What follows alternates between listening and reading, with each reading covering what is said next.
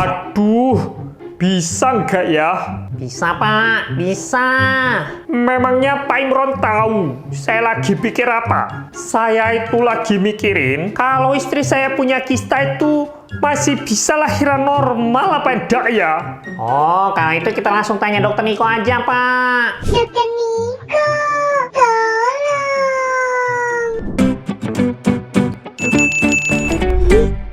Hai Smart Moms Indonesia, welcome back to Dr. Niko Channel. Nah, kali ini kita akan bahas tentang kista dalam kehamilan karena banyak banget ibu hamil yang takut ada kista dalam kehamilan. Kista ovarium sebenarnya adalah pertumbuhan tumor yang berisi cairan pada ovarium. Kista ini bisa jinak maupun ganas. Seringkali pada ibu hamil terdapat kista terutama di trimester pertama, di bawah 8 minggu tepatnya. Karena sebenarnya itu bisa jadi adalah kista luteal yang menghasilkan progesteron untuk mempertahankan kehamilan. Kista luteal ini akan diambil alih fungsinya oleh plasenta pada usia kehamilan di atas 8 minggu. Sehingga produksi progesteron akan lebih banyak. Dan produksi progesteron yang semakin banyak ini akan mensupport kehamilan supaya tidak terjadi ancaman persalinan prematur ataupun keguguran. Jadi, kista pada kehamilan belum tentu jelek ya. Selain itu, kista dalam kehamilan juga tidak perlu ditakutkan karena sebenarnya posisi kista ada di luar rahim seperti gambar berikut ini.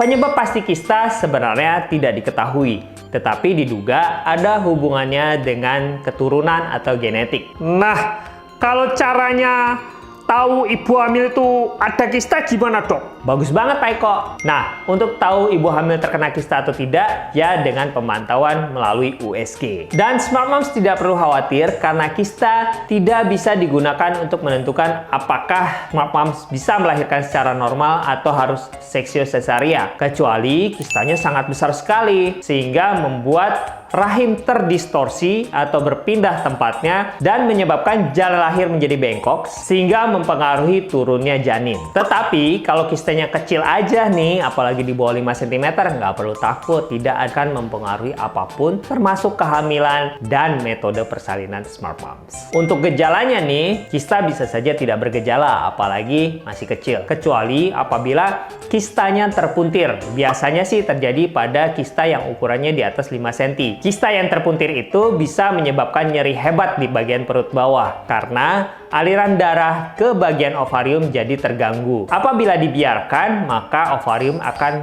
mengalami kematian jaringan sehingga harus dilakukan operasi segera meskipun sedang hamil. Jadi, selama kista itu tidak terpuntir, tidak ada penanganan khusus untuk ibu hamil. Dibiarin aja. Nanti setelah lahir baru dilakukan kistektomi atau pengangkatan kista jika memang diperlukan. Paham kan?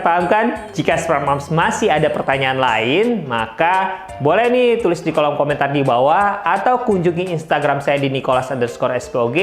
Dan ingat-ingat untuk like, subscribe, dan share video ini supaya saya tetap bisa menjawab pertanyaan Smart Moms se-Indonesia.